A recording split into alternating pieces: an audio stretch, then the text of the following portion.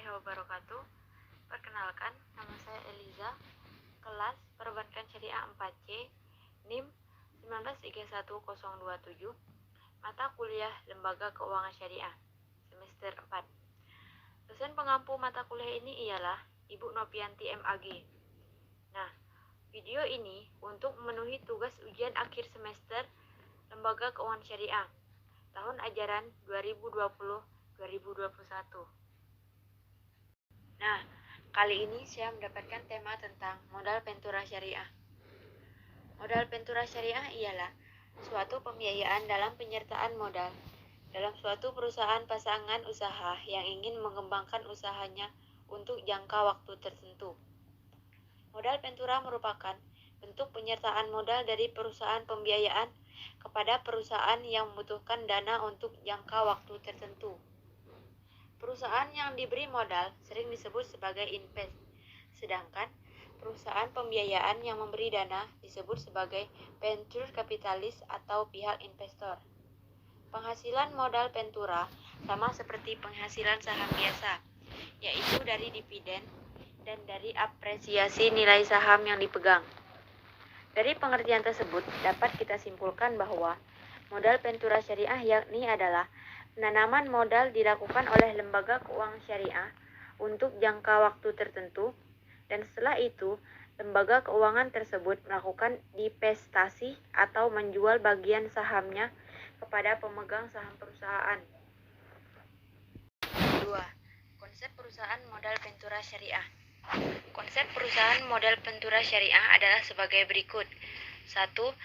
Mekanisme pembiayaan dalam modal pentura dilakukan dalam bentuk penyertaan modal. 2. Metode pengambilan keuntungan dalam modal pentura dilakukan melalui bagi hasil atas keuntungan yang diperoleh kegiatan usaha yang dibiayai. 3. Produk pembiayaan modal pentura dikeluarkan oleh lembaga keuangan, bukan bank, yaitu perusahaan pembiayaan modal pentura. Yang keempat, jaminan dalam pembiayaan modal pentura tidak diperlukan, karena sifat pembiayaannya lebih condong ke sebuah bentuk investasi. Yang kelima, sumber dana untuk pembiayaan modal pentura bisa berasal dari perusahaan modal pentura sendiri dan juga berasal dari pihak lain. 6. Upaya penyelesaian apabila terjadi wan prestasi dalam pembiayaan modal pentura, baik yang dilakukan oleh perusahaan modal pentura maupun perusahaan pasangan usaha. Upaya penyelesaiannya dapat dilakukan melalui upaya damai, pengadilan negeri, dan lembaga arbitrasi.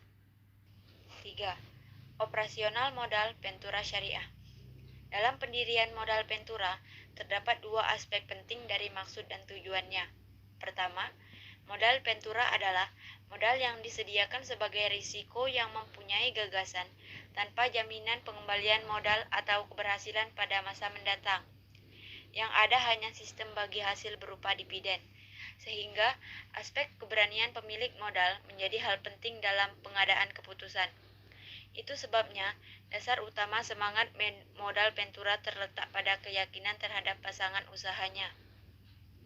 Kedua, sesuai dengan prinsip dasar yang terkandung dalam jiwa modal pentura, di seluruh dunia dibuat semacam kesepakatan bahwa penyertaan modal harus bersifat sementara.